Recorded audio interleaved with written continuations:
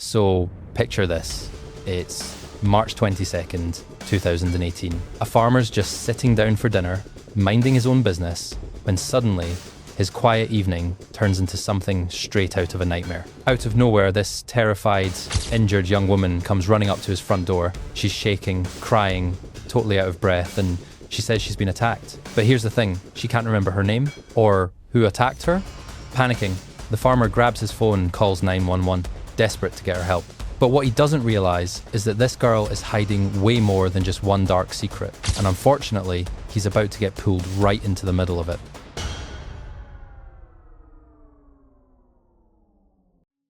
Hey guys, what's up? Welcome back to my channel. I'm so glad you're here.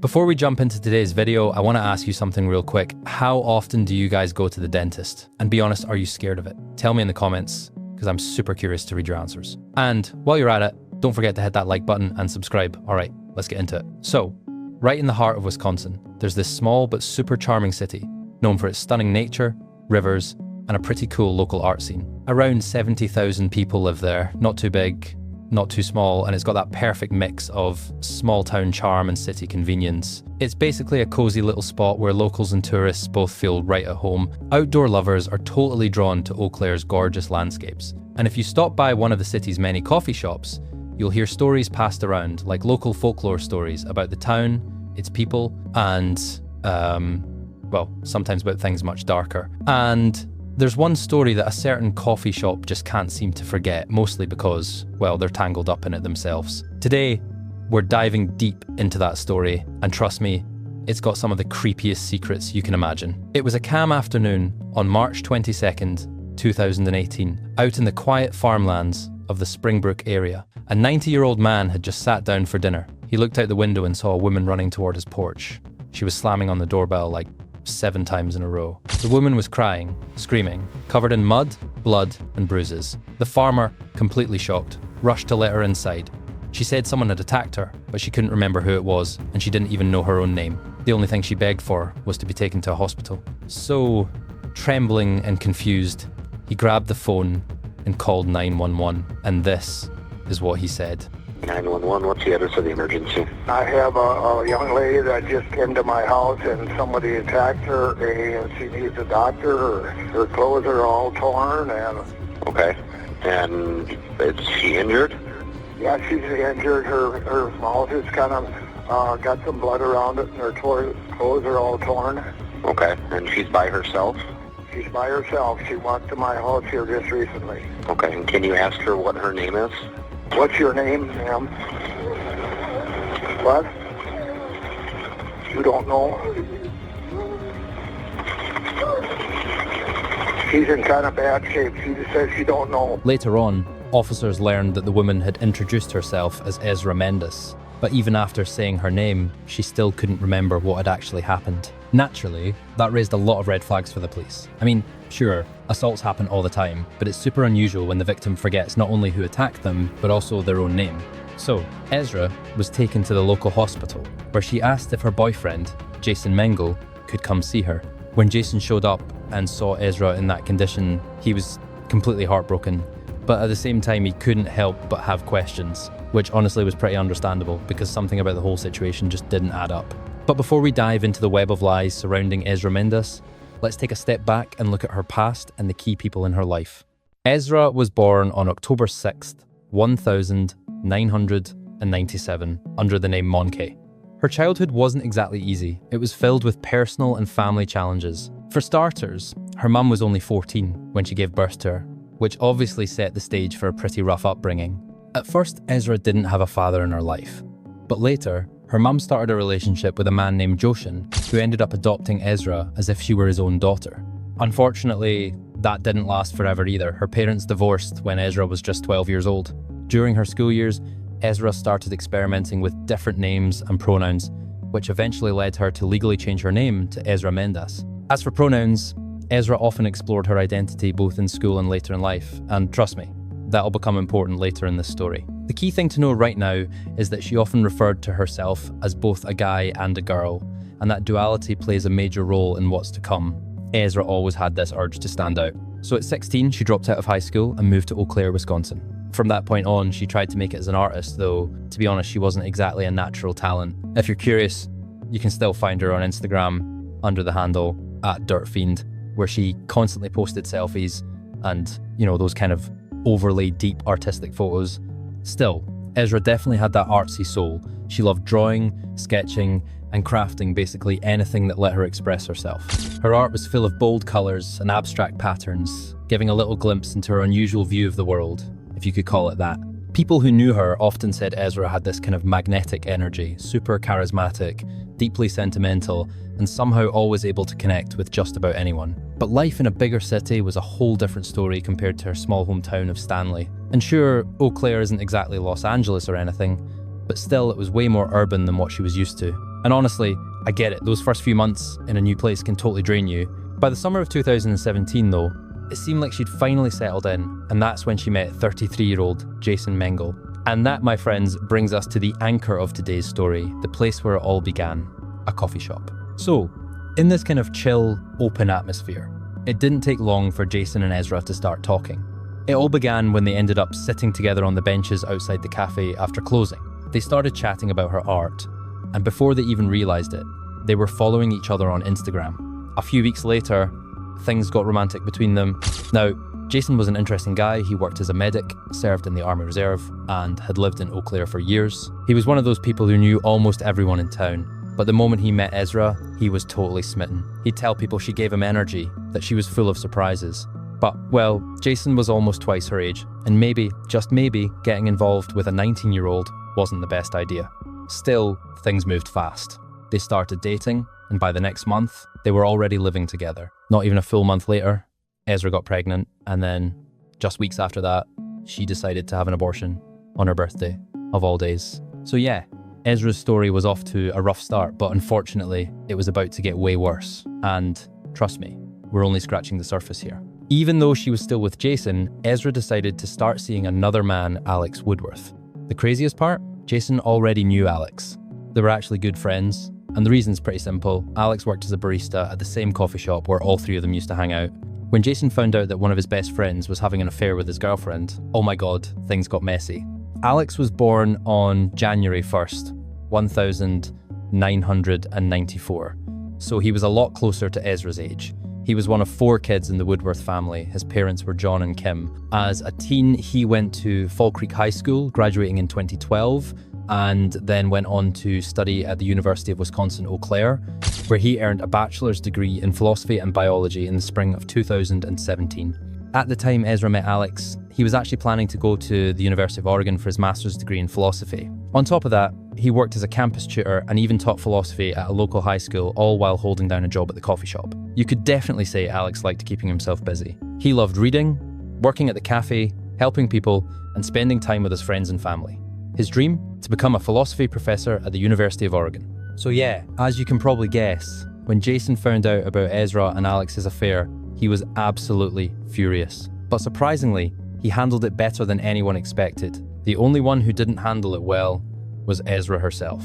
After being caught cheating, she just cut ties with both men, leaving Alex and Jason completely stunned and heartbroken. By February 2018, Ezra and Jason's relationship had totally fallen apart. Luckily, Jason managed to keep himself busy with work, and that helped a lot, especially when he got sent out for a 2-week National Guard assignment. Meanwhile, Ezra, with nowhere else to go, decided to move back in with her mum in Stanley. But, you know how they say absence makes the heart grow fonder? Well, by mid-February, they were back together again, meeting up in random hotel rooms, trying to work things out. Though honestly, it was more about convenience and hooking up than rebuilding anything real. Jason would later describe those encounters as a moment of weakness. During one of those hotel stays, Jason made a really bad decision. He looked through Ezra's phone, and that's when everything came crashing down. He found out not only was she still sleeping with Alex, but she'd also started seeing yet another guy, a man named John Hansen. And oh my god, this is where things start to get really tangled. Alex and Jason were already friends, but John? Yeah, he was friends with both of them too. To make things even messier, Ezra told Jason that things weren't what they looked like. She claimed that John had actually assaulted her at one point. Jason, furious and confused, decided to help Ezra go to the authorities. She went through an interview and told them she'd allegedly been taken advantage of while drunk. Did you tell Jason what happened? I told him everything tonight. Okay. But at that time when it happened, you didn't tell him. Okay. So as far as you know, is he just grabbed you by the throat and then put you in a headlock. And each one caused you to have trouble breathing. So after John left and Jason came home, John left. When did that take place? Was that the next day, the same day? It was, I think it was a couple days later when Jason had to leave for drill because he's in the Army. Okay. And John wanted me to come over to his house to talk about everything and talk about stuff. And he bought wine and things. And I thought it would be okay to have some wine and just try to talk and try to understand what was going on. And then I got really, really, really drunk. Almost blackout drunk. And I was throwing up.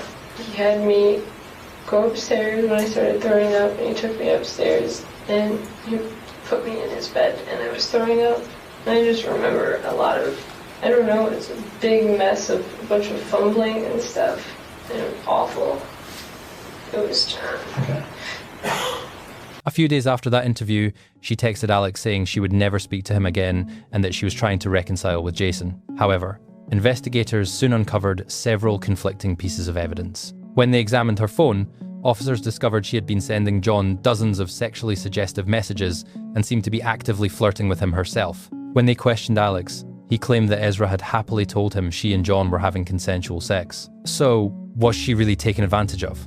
The criminal case against John Hansen was eventually dropped, along with Jason's attempts to patch things up with Ezra. To be honest, he was simply exhausted and ended the relationship. By that point, the relationships between Ezra, Jason, John, and Alex were completely destroyed.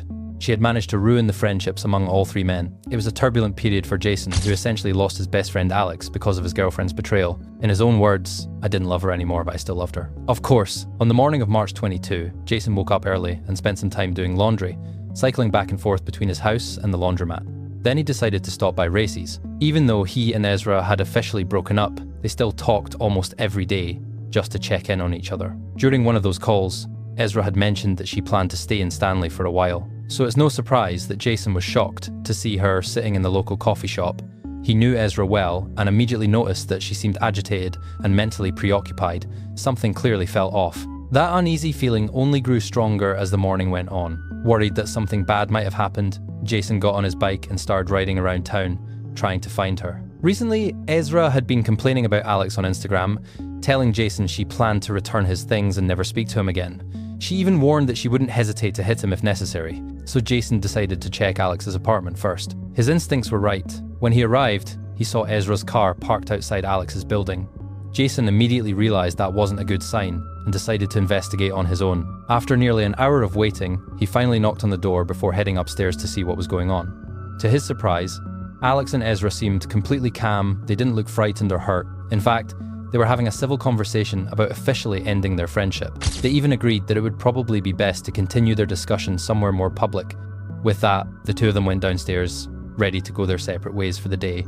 But none of them realized that a local groundskeeper had already noticed Jason's strange behavior and called the police. What you're about to see are body cam recordings from one of the responding officers, showing him speaking with Ezra and Alex, who were both sitting inside a car, while Jason stood apart nearby with his bicycle. And said they saw you park your bike over here, Yeah. and then walk over there, look Yeah. around in that car. Do you know that person that lives there? It's my girlfriend's car, or my Okay. ex-girlfriend. We're kind of in a situation, and the guy that lives there is involved in an assault case that she's with. Was the door standing open over there when you got there on the car? I knocked like 3 times. I didn't hear anything. I didn't hear a scuffle or Okay. anything, so I was paranoid. I was paranoid that someone was going to do something irrational. I don't think he's dangerous, but I don't know. Do you know what his name is? Alex Woodsworth? Okay. You can go over by your bike.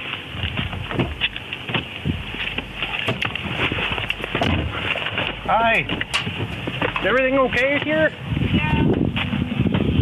Sorry for all this, like... It's okay. It's Emotion. okay. I'd rather come here and check and it be Yeah. nothing than have something bad happening. There you go. you. You guys are good to go. Thank you. Thank you. Yep. We're good to go. Everything's good.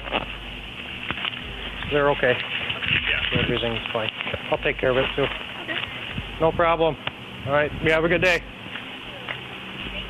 But just a few hours later, Those very same body cam clips you just saw were taken that morning, the morning when one of the people in that car would end up seriously injured and the other would be dead by the end of the day. That afternoon, just a few miles away in the rural area of Springbrook Township, Ezra McCandless showed up at a stranger's house covered in blood, dirt, and bruises. She was crying, screaming, saying she'd been attacked. That's when the homeowner grabbed the phone and dialed 911. I have a young lady that just came to my house and somebody attacked her and she needs a doctor. Her clothes are all torn and yeah, she's injured. Her mouth is kind of got some blood around it and her clothes are all torn. Okay, and can you ask her what her name is? She's in kind of bad shape. She says she don't know. Police arrived about 12 minutes after the call. There they found Ezra trembling, covered in blood and dirt, her clothes torn. Fortunately, her injuries were minor, and it's important to note that none of them were life-threatening for reasons that would soon become very clear. Still, one injury stood out above all the rest and it shocked everyone on the scene. Someone had apparently carved the word boy into her arm with a knife. Ezra claimed her attacker had done it. After the call, officers searched the area, but initially found nothing, no suspect, no weapon, no clear sign of what had really happened. But the next morning, investigators came across a disturbing scene that immediately cast doubt on Ezra's story. Following a set of footprints leading away from the house, they came across a muddy back road. There, they discovered a car stuck in the mud, its doors hanging open, strange scribbles scrawled across the hood, and patches of snow on the ground around it. The whole scene looked like something straight out of a horror movie.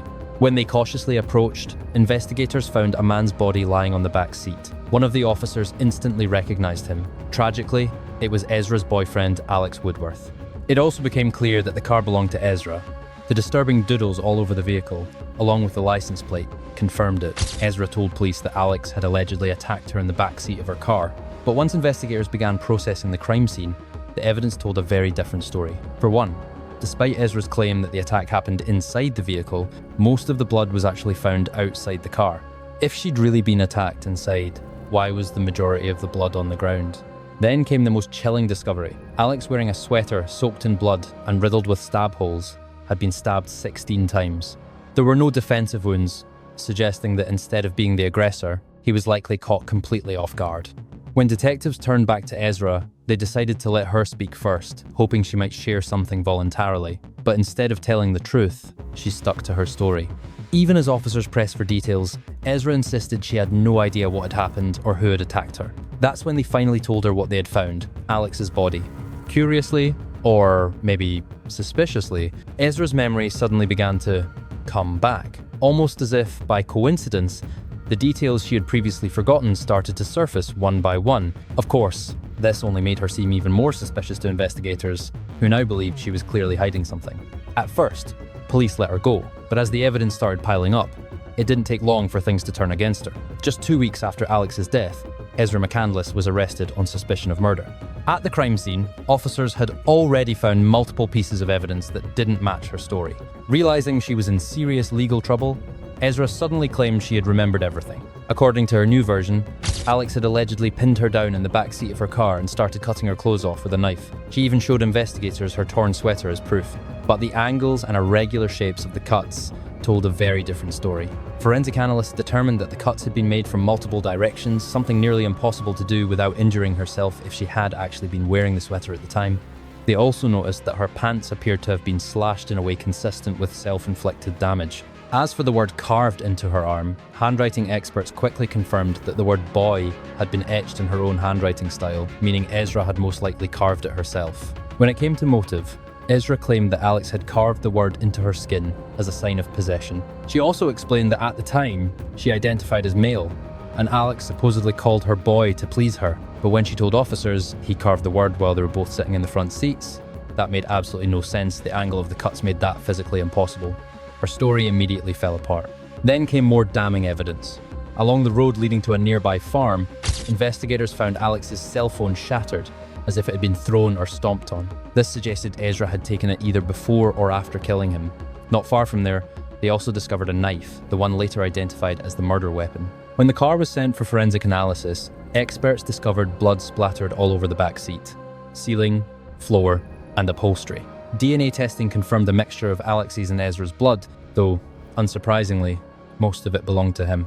It was clear that the crime scene and the physical evidence were heavily stacked against Ezra. Every clue pointed to her as the aggressor. Realizing there was no way to talk her way out, she decided to revise her story yet again, claiming that she had killed Alex in self-defense. Ezra's trial began on the 15th of October 2019, 18 months after Alex's death.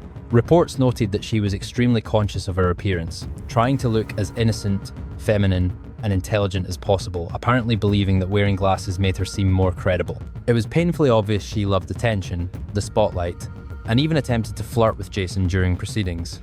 Throughout the trial, I can't help but feel serious Jodi Arias vibes here. At court, Ezra testified that during a drive with Alex, they had turned onto a rural road where the car got stuck in the mud. She claimed she tried the usual maneuvers, turning the wheel, slowly backing up, but nothing worked. Then, according to her, she got out of the car, cleared some things from the trunk, and took a short break. After that, she claimed she sat on the back seat to calm down, and that's when Alex supposedly approached her and tried to force himself on her. She said he cut her clothes with a knife and told her that he deserved her. She then testified that she struck him in the groin, grabbed the knife, and ultimately stabbed him 16 times. Although she had initially told investigators that Alex carved the word boy into her arm, she admitted during the trial that the evidence would prove otherwise she had done it herself. She confessed to carving it but couldn't explain why. She also couldn't explain why she hadn't called for help, why she threw away his phone, why she lost her memory, or why she hadn't told investigators where to find Alex.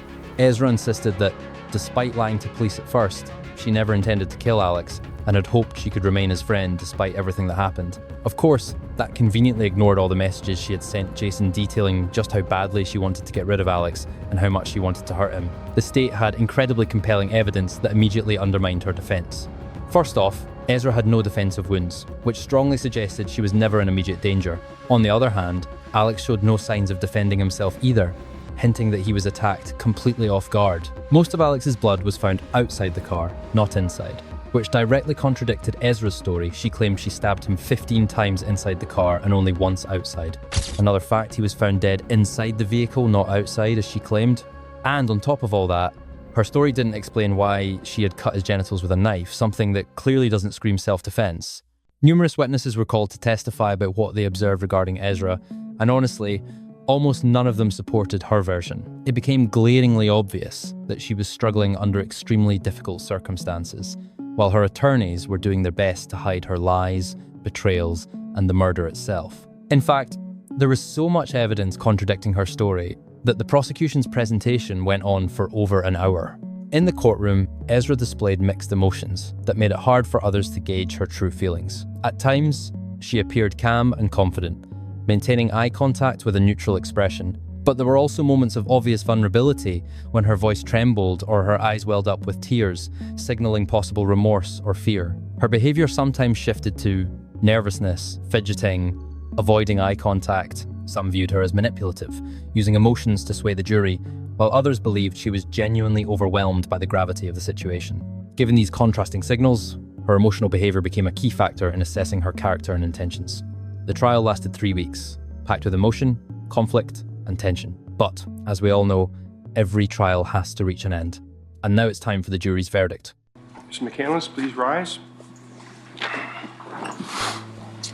We, the jury, find the defendant, Ezra J. McCandless, guilty of first-degree intentional homicide as charged in the information. And the answer to the special verdict question is yes, use a dangerous weapon. And you may be seated. All right, ladies and gentlemen, is this your verdict? All right. Ultimately, she was found guilty of murder, and it took the jury only 3 hours to reach a verdict. This time, Ezra's emotions were far clearer. She was devastated by the ruling, overwhelmed by the cold reality that she would now spend the rest of her life behind bars. 3 months later, Ezra faced sentencing. Her appearance sharply contrasted with the soft, feminine image she had projected during the trial. She apologized to Alex's family, though many considered her display of sympathy to be insincere, and honestly, I can understand why. In the end, Ezra Mendez was sentenced to life in prison without the possibility of parole for 50 years. That means she won't be eligible for release until 2069, and frankly, it seems unlikely she will ever see freedom again, probably the only small relief in this harrowing story. Ezra Mendez, a killer, sociopath, and liar. She has always sought attention and cared only for herself. And when her boy stood in the way of her pride, she killed him coldly. By the way, she still maintains her Instagram, sells her paintings at top prices, and even posted selfies at Christmas 2024. And am I the only one sensing her killer vibes? By all appearances, I firmly believe Ezra is a narcissist. From her actions and treatment of others to the messages she sent Jason on Instagram, and even her social media activity from behind bars, she constantly casts herself as the main character and the victim. Honestly, she's completely fake from head to toe. Meanwhile, Alex Woodworth is remembered as thoughtful, curious, and kind-hearted a man who left a deep impression on everyone who knew him. A lover of philosophy and literature, Alex had an insatiable thirst for knowledge and a profound respect for the complexities of life. Many friends recall his engaging conversations, where he genuinely listened and cared about others. Known for his gentle nature, warm smile, and unique worldview, he inspired those around him. His passion for ideas and connection made him a cherished friend, and his premature death continues to be deeply felt in the community. Unfortunately, this is another story where even the harshest sentence can't undo the damage done. The true exception, of course, is Ezra Mendez, whom I consider a sociopath and narcissist, and I hope she spends the rest of her life behind bars. Those were my thoughts. I'm curious to hear yours, so please share them in the comments. And with that, I think it's time to close the video. Before you go, I sincerely thank you for staying until the end and being here with me. It truly means a lot. And in the meantime, remember, take care of yourself, take care of each other, and of course, stay safe. Thank you and goodbye.